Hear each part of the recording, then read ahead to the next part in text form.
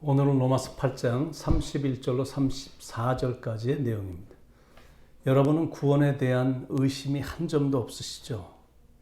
사도 바울처럼 한 점의 의심이 없어야 됩니다.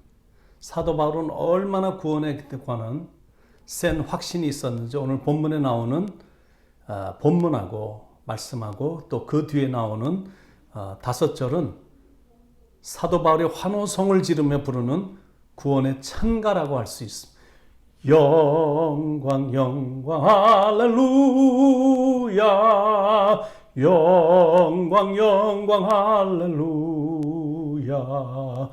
영광 영광 할렐루야, 곧 승리하리라.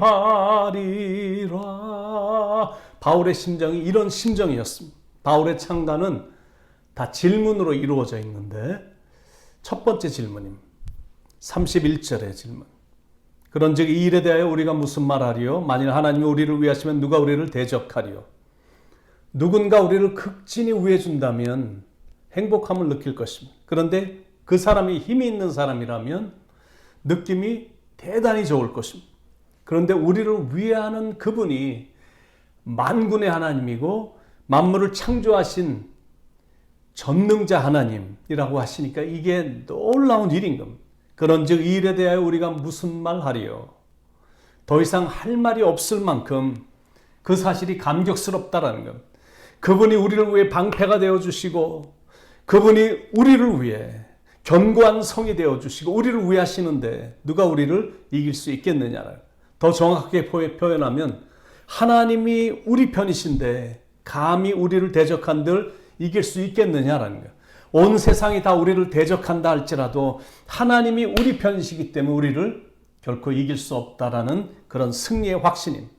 가끔 우리가 운동회 같은 거 하잖아요. 우리 교회도 야유회 같은 데 가면 청군, 백군 팀으로 나눠서 이제 운동 경기를 하는데 또 줄다리기 같은 걸 하는데 제가 이렇게 보니까 역시 운동을 잘하거나 힘이 센 몇 명만 그 팀에 있어도 매번 이기는 겁니다. 근데 사람도 그런데 하나님이 우리 편에 주둔하고 계시다. 그러니까 100번 경기하면 100번 다 이기는 겁니다. 하나님이 우리 편이신데 하나님이 우리를 위하시는데 어떻게 우리가 질 수가 있냐는 거예요. 3m 거인인 골리앗 앞에서 어린 다윗이 사람들 보는 앞에서 지금 1대1 대결을 해야 되는데 다윗은 전혀 두려움이 없었던 겁니다. 손에 아무것도 없었는데도 두려움이 없었습니다. 다윗이 한 건 허리를 숙여 바닥에 있던 물맷돌 5개를 주운 거 외에 다른 거 없었습니다. 그런데도 다윗은 위축되지 않았고 물러나지도 않았습니다. 그건 하나님이 자기와 함께 하심을 믿었기 때문에 그게 다윗이 갖고 있었던 최고의 무기였습니다. 그래서 다윗은 이렇게 외친 것. 너는 칼과 창과 단창으로 내게 나오거니와 나는 만군의 여호와의 이름 곧 네가 모욕하는 이스라엘 군대의 하나님의 이름으로 내게 나아가노라. 아니나 다를까 하나님이 다윗의 편이 되어주시니까 물맷돌 하나로 골리앗을 한 방에 보기 좋게 쓰러뜨렸습니다. 하나님이 다윗과 함께 해주시고 다윗의 편이 되어주시니까 골리앗은 다윗의 대적이 되지 못했습니다. 그런 신앙을 갖고 있는 사람 앞에서 하나님에 대한 믿음이 전혀 없는 사람이 어떻게 쪽이나 쓰겠습니까? 그런즉 이 일에 대하여 우리가 무슨 말 하리요? 만일 하나님이 우리를 위하시면 누가 우리를 대적하리요? 하나님이 우리를 위하신다. 하나님이 우리를 도와주신다. 하나님은 우리 편이시다.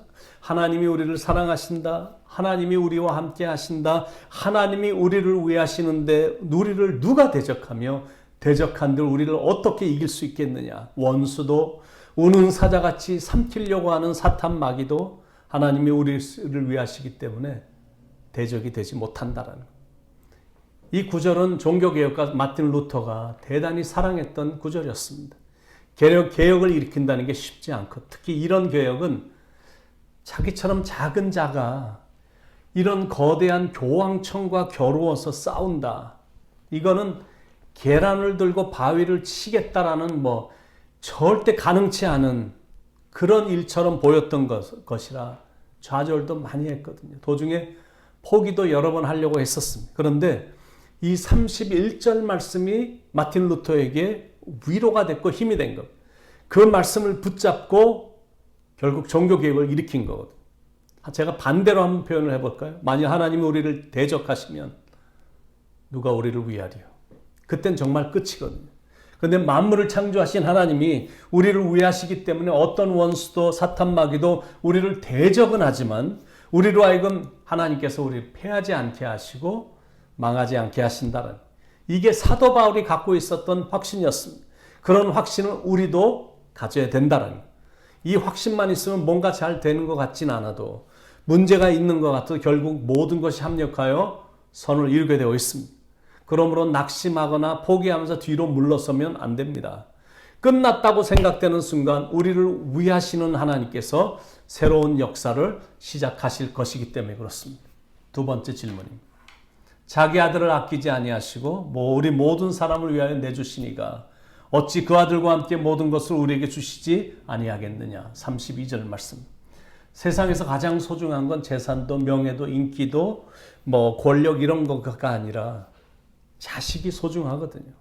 어린 자녀가 아프다, 열이 났다, 밤새 아파서 울어댄다. 부모가 애처로워서 잠을 못 자는 겁니다. 그만큼 자녀를 사랑하기 때문입니다. 그 아이들이 커서 장가를 가고 시집을 갔는데도 자녀들이 어려워하면 견디지 못합니다. 사랑하기 때문에. 직장 다니는 자녀들이 직장 생활이 힘들다고 말하면 부모도 같이 힘들어합니다. 그건 어쩔 수 없습니다. 사랑하기 때문에. 자녀들이 뭔가 실수를 해서 사람들로부터 비난과 욕을 먹으면 세상 사람들과 같이 동조를 하면서 비난하는 게 아니라 사람들이 던지는 돌을 뛰어들어가 대신 맞아주거든요. 사람들은 뭐라고 해도 부모에겐 그만큼 자녀가 소중하고 사랑스러운 존재이기 때문에 그렇습니다. 그런데 하나님은 그런 귀한 외아들을 내어주셨습니다. 그것도 잘난 사람들을 위해서가 아니라, 선하고 착하게 산 사람들을 위해서가 아니라 허물 많고 죄 많은 우리들을 위해 아낌없이 내주셨습니다. 이 사랑이 기가 막힌 사랑입니다. 아들까지 아끼지 않고 십자가에서 죽게 하신 십자가의 그 사랑, 그런 사랑을 하신 분이신데 뭐가 더 아까울 게 있겠냐는 겁니다. 사랑하는 독생자인 외아들까지 우리를 구원하시기 위해서 주셨는데 뭘 못 주겠냐라는 거예요. 그 사랑이 신비스럽고 너무 감사하니까 그 큰 하늘을 두루마리 삼고 그 넓은 바다를 먹물로 삼아도 한없는 하나님의 사랑을 기록할 수 없다라고 찬양하는 겁니다. 세 번째 질문 33절. 누가 능히 하나님께서 택하신 자들을 고발하리요? 의롭다 하신 이는 하나님이시니 하나님이 구원을 이루어 주셨는데 그런 나를 누가 송사하고 고발할 수 있겠느냐라는, 아무리 날카로운 검사라 할지라도, 아무리 케이스를 많이 해보고 승리를 했던 유태인 검사라 할지라도 재판관이 He is not guilty anymore, She is no longer guilty anymore 하고 그렇게 선포를 하면 그걸로 끝이거든요. 그 다음에 어느 누구도 건드릴 수 없습니다. 사탄은 스스로 죄인이라고 우리에게 향해서 막 고소하고 고발하면서 여전히 난리를 치지만 최고의 재판장이신 하나님이 이미 무죄라고 선언해 주셨고 나아가서는 의인이라고까지 칭해 주셨기 때문에 그걸로 다 끝난 겁니다. 더 이상 어필해봤자 돈만 날리고 시간만 낭비하고 변하지 않는 결과로 인해 화만 나는 겁니다. 가장 높은 대법관이 죄 없다고 선언했는데 그 죄는 이미 다 사면이 됐는데 이미 다 용서를 해줬는데 뭐가 더 할 말이 있겠느냐라는 거예요. The case is dismissed. The case is already closed. 그 케이스는 이미 다 끝났거든요. 네 번째 질문 34절. 누가 정죄하려 죽으실 뿐 아니라 다시 살아나신 이는 그리스도 예수시니 그는 하나님 우편에 계신 자여 우리를 위하여 간구하시는 자시니라. 마틴 루터가 종교개혁을 할 때 혼자 서재에 있었는데 마귀가 갑자기 나타난 겁니다. 그리고는 마틴 루터에게 종이 한 장을 던졌습니다. 그래서 유심히 그 종이를 보니까 루터가 그동안 이 범한 죄의 목록이 막 상세하게 거기에 기록이 되어 있는 겁니다. 그 죄의 목록들을 자기 눈으로 직접 보자 갑자기 죄책감에 시달리게 되었고 앞이 캄캄해지면서 맥이 착 풀린 겁니다. 과거 일이라 다 잊고 살았는데 부끄러운 죄들이 상세히 적혀 있으니까 힘이 쫙 빠진 겁니다. 그 기회를 놓치지 않고 마귀가 마틴 루터를 더 세차게 정죄하며 길을 죽였습니다. 이렇게 더러운 네가 무슨 종교개혁을 한다고 그러냐. 너나 바르게 살아라. 이 너의 죄를 어떻게 할 것이냐. 할 말을 다 잃고 괴로워하고 있는데 그때 하나님의 음성이 세미하게 들리는 겁니다. 루터야, 너의 모든 죄는 나의 피로 깨끗이 씻었다. 그러므로 너를 정죄할 자는 아무도 없다. 그 음성을 들은 마틴 루터는 너무 기뻐서 마귀를 향해서 잉크병을 집어던지며 이렇게 소리를 쳤다고 그러죠. 그리스도 예수 안에 있는 자에게는 결코 정죄함이 없다. 누가 나를 정죄하겠느냐. 루터가 이렇게 강력히 소리를 치자 마귀는 사라져버렸습니다. 여러분, 우리도 더 이상 정죄함 없습니다. No one can condemn us. 예수님께서 십자가에서 우리의 죄값을 이미 다 치러주셨기 때문입니다. 그 보혈로 인해 우리의 모든 죄는 다 사해지게 됐고 우리는 죄에서 자유하게 된 겁니다. 혹시 마귀가 여러분을 송사하고 고발하고 정죄하면서 두려움과 죄책감을 여러분 안에 심어주려고 하면 여러분도 이렇게 외치시기 바랍니다.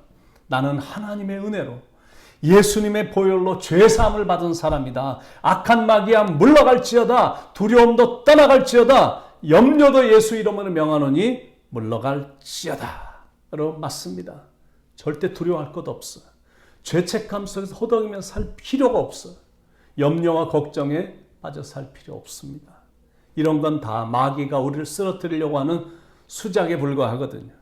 하나님은 우리가 지은 죄를 기억도 안 하십니다. 괜히 악한 마귀가 우리를 쓰러뜨리려고 수작 부리는 거니까 그런 감정이 들 때마다 예수 그리스도의 보혈로 물리치고 쫓아내야 됩니다.